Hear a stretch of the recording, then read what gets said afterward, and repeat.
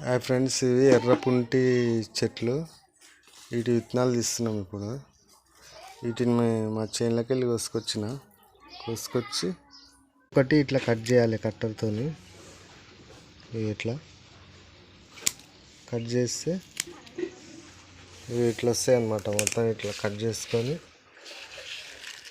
ఇట్లా ఒక దాంట్లో పెట్టుకోవాలి. ఒక నెల 2 నెలలు బాగా ఎండబెట్టాలన్నమాట. బాగా ఎండబెట్టాలి. ఎండబెడితే బాగా ఎండుతాయి. ఎండిన తర్వాత ఇందులోకించి ఇత్తులు వస్తాయి అన్నమాట. ఇత్తులు వచ్చిన తర్వాత మళ్ళీ బాగా ఎండబెట్టుకోవాలి. ఇవన్నీ బాగా